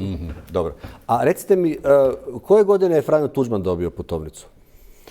Franjo Tuđman je nešto prije dobio. Nije baš nešto prije. On se je borio jako za... Ne, ali koje godine je dobio putovnicu? Ja se nisam baš puno borio jer mi nije trebala putovnica i nisam nikakve... Ali stoji činjenica da je ta putovnica bila izdata daleko prije nego svim disidentima ostalima. Zašto se to dogodilo tako? Na čiju intervenciju? Pa to ima svoju pozadinu, to opet pitajte obavještajce. Samo uvijek sa rezervom kad vi se više uplete u to. Svaki ima svoju tezu. Pa dobro, vi to sigurno znate najbolje. Jednu tezu znam i ja koju su meni prenijeli. Koja je to teza? Da je počela stvar od jednog sjednice u Saveznom sekretarijatu za unutrašnje poslove. Znači u Beogradu, ili tako? Da, u Beogradu, gdje su bili prisutni svi sekretari unutrašnji, zapravo njihovi pomoćnici, ljudi za obavještajni rad. Bili prisutni iz svih republika. I nastalo je pitanje kako postupati prema tim disidentima u Jugoslaviji. Srbi su stali na stanovište i Crnogorci da Đilasu treba dati putovnicu, odnosno da ne treba ga dalje držati u izolaciji. I nekim drugim ljudima u Srbiji. Onda su se naši pobunili iz Hrvatske i rekli pa mi bi mogli isto tako Tuđmanu onda dati putovnicu jer nije ništa veći grešnik od Đilasa u odnosu na socijalizam. I tako se to dogodilo samo jednostavno? I to se dogodilo. I kako to da je, budući da je Franjo Tuđman bio disident, kako to da su mu dopustili da putuje recimo u Kanadu, u Norvale, migraciji, Hrvatskoj? Pa to je normalno, kad čovjek ima putovnicu, onda po svojim željama, po svojim osobnim interesima putuje po svijetu. I to je on onda iskoristio. A on po prirodi nije čovjek koji će se zatvoriti u uski krug. On je želio da vidi taj svijet, da razgovara sa ljudima, pa i sa onima za koje se smatralo da su neprijatelji, treba razgovarati. Ova teza o pomirbi nije preko noći stvorena. Ja tvrdim da je ona stvorena sa jednom konstatacijom ili počela od jedne konstatacije koju je Bakarić na jednom skupu boračke organizacije rekao. Hrvatska ima najbrojniju i najžešću opoziciju, odnosno emigraciju. Bakarić dalje tu tezu svoju nije obrazlagao, ali je postavio tako da moramo tražiti političko rješenje za rješenje naše emigracije. Da sadašnja pozicija u kojoj se nalazi Jugoslavija i njezina emigracija u cjelini ne vode rješenju. To je ubijanje s jedne, ubijanje sa druge strane. Dobro, ali kad je migracija došla poslije 90. u Hrvatsku, na neki način njezin predvodnik je postao vođa Gojko Šušak. Mislim, niste imali dobre odnose. Zašto? Ne možete opet reći da nisu dobri odnosi. Možda i možemo. Odnosi mogu postati dobri, pa poslije mogu ostati loši i mogu na koncu postati sa rastavom. Kakvi su bili vaši odnosi sa Moji odnosi su u prvo vrijeme bili jako dobri. Ja sam njega upoznao, Šuška sam ja upoznao kod predsjednika Tuđmana kad su oni došli iz Kanade kod predsjednika. Došao je on i sada još uvijek živući Beljo. Da. Je li on poznavao Perkovića od prije ili ga je tek upoznao? To morate pitati ipak Perkovića. Malo teže, nije mi baš dostupan. A Gojka ne možete pitati jer ga nema. Ali su bili oni bliski? Da, oni su bili jako bliski. I možda iz jednog slučaja koji se desio, da sam ja tražio od predsjednika da penzionira Perkovića. Koje godine je to bilo? A to je bilo negdje odmah 1992. godine. Što vas je na to nagnalo? Zato me je nagnalo jedan slučaj koji je Perković istraživao. Dobro. Jednog generala kojeg smo mi zarobili i poslije tog razgovora koji je on obavio sa generalom, on ga je pustio. General Jonaj bio? Tako. Aksentijević, tako? Koji general je to bio? Dobro, nebitno. Ne mogu se sad što je bilo sporno u tom razgovoru? Tu je bilo sporno da on meni profesionalno kao obavještajac nije dao potpunu informaciju. Nije dao u cijelosti informaciju zašto je to učinio. Ja sam to smatrao da je to neprofesionalno i da prema tome ja ne mogu dalje surađivati sa takvim čovjekom koji se neprofesionalno odnio prema... I onda je on prešao na stranu Šuška? Tad je zapravo prešao na stranu Šuška? Predsjednik je prihvatio moj prijedlog i penzionirao ga je. Međutim, na intervenciju Šuška ga je ponovno postavio za pomoćnika ministra u obrani, to znači Šušku. Dakle, radilo se svega možda u roku od mjesec dana su se te promjene desile. Penzioniranje i ponovno postavljanje. Da bude stvar još interesantnija, dekret o postavljanju za pomoćnika ministra obrane potpisao sam ja kao predsjednik vlade. Jer vam to bilo žao, mislim, to je neki kompromis. Pa ja sam smatrao da je to izvjestan kompromis, ali u to nisam ulazio, jer je predsjednik to tražio. Zašto je Gojko Šušak bio tako moćan? Zašto je Gojko Šušak bio tako moćan? I predsjednika je očito jako cijenio. Ja u to samo mogu sumnjati. Pa recite nam svoje sumnje. Ja zato nemam nikakvih posebnih dokaza, a obzirom da se dokazi moraju dokazivati, odnosno da se činjenice moraju dokazivati i ono što si rekao moraš dokazati. Ja zato nemam dokaze. Zašto? Zato zašto je Gojko kao ministar obrane bio najbolji ministar predsjedniku Tuđmanu. Mogao sam ja, i to sam iznio, neka zastranjivanja kod Gojka koja sam zapazio predsjedniku. Koja su to? Sukob u Bosni i Hercegovini, favoriziranje Bobana i one grupacije koja je vodila politiku, ratnu politiku u Bosni i Hercegovini. Ja sam a iza toga sam smatrao da stoji Šušak, što je bila činjenica. Jer je komunikacija Bobana i vodstva iz Bosne i Hercegovine, zapravo Herceg Bosne, bilo vezano na Šuška. Na jednoj sjednici VONS-a Gojko je postavio pitanje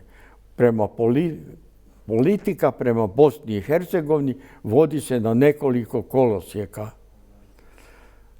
Predsjednik Tuđman je tada rekao, od sada si Gojko je odgovoran za politiku prema Bosni i Hercegovini. Dobro. Očito je dakle da je Gojko Šušak imao neke posebne odnose sa predsjednikom Tuđmanom, kad je dobivao tako važne zadatke koji su bili na neki način dosta, kako bih rekao, problematični, ako mogu tako reći. Kažite mi, u to vrijeme je bilo za vrijeme rata dosta ubojstava koja još nisu razjašnjena.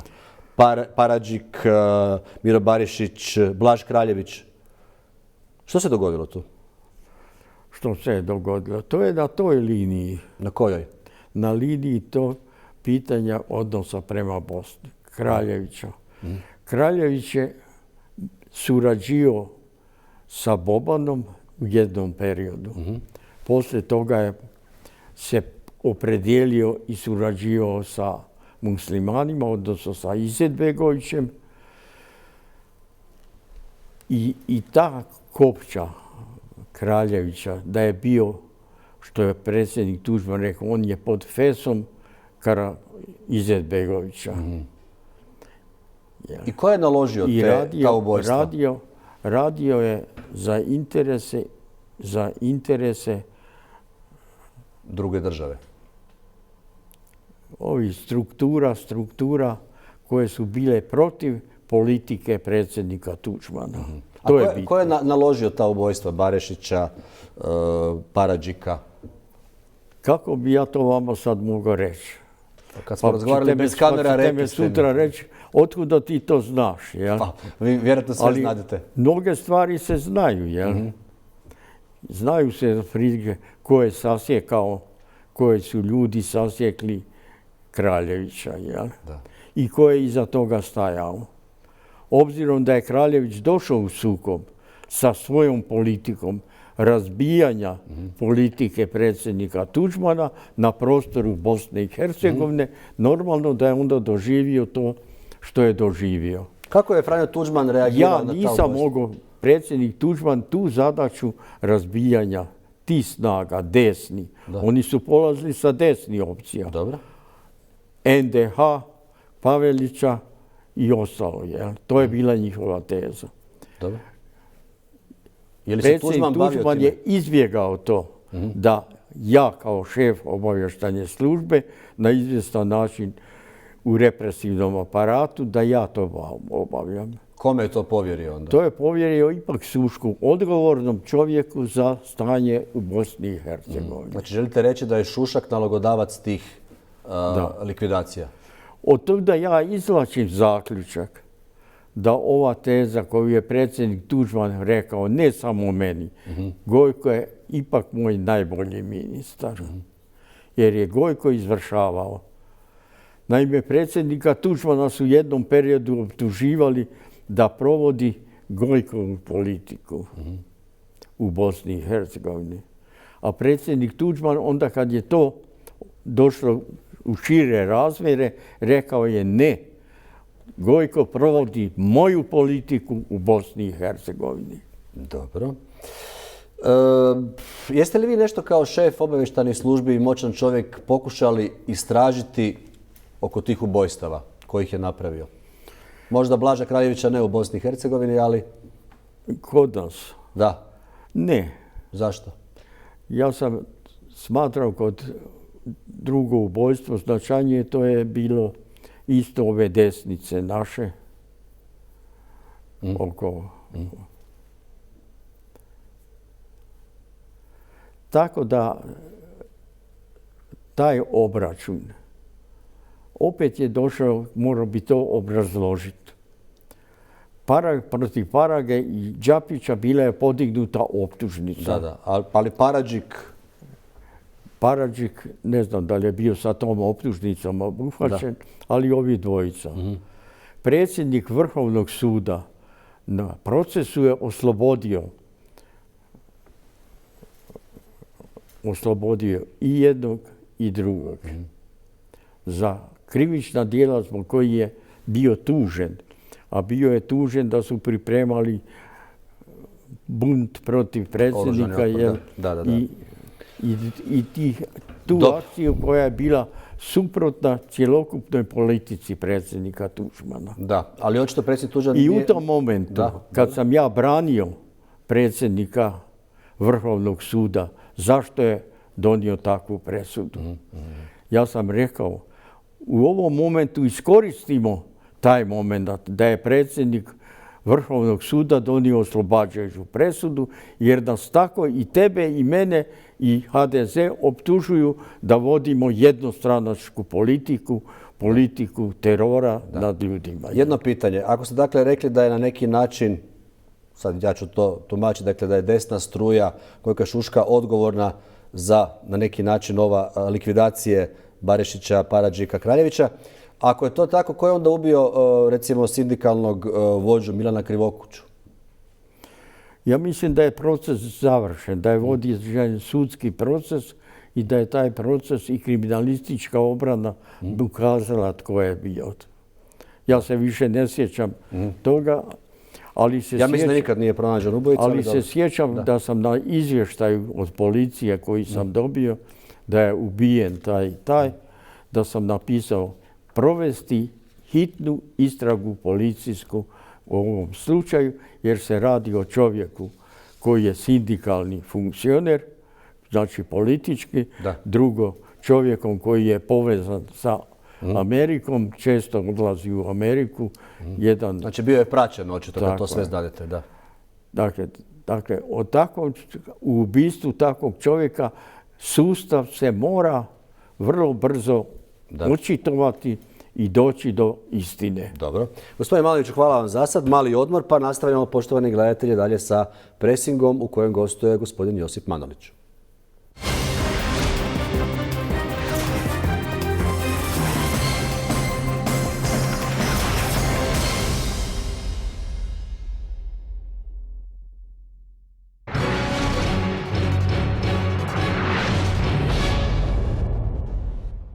Nakon prilično senzacionalnog uspjeha portala, Telegram od sad u tiskanom izdanju. Najvažnije novine za subotu i nedjelju. Novine kakve još niste vidjeli. Prvi broj Telegrama u subotu 26.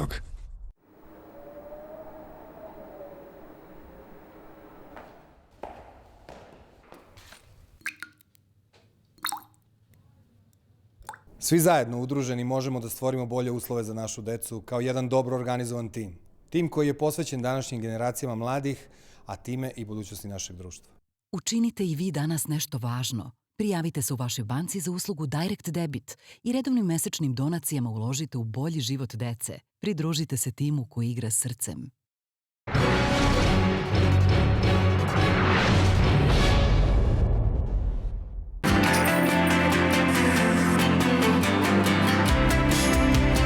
Prvi koraci su najteži. Nespojiva kombinacija slatkog i slanog. Zdrava ideja, rješenost, znanje i mnogo truda. To je formula za zdrav biznis. Nedjeljom od 19:15. Samo na N1.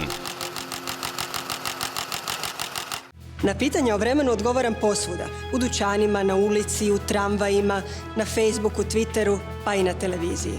Ja sam Dunja Macoko-Drvar. Gledajte N1 i budite ispred vremena. Prime Minister, welcome to the program. Thank you for joining me. Prime Minister Cameron, Aung San Suu Kyi. Ambassador Brahimi, Mr. President, welcome to the program. Thank you for joining us.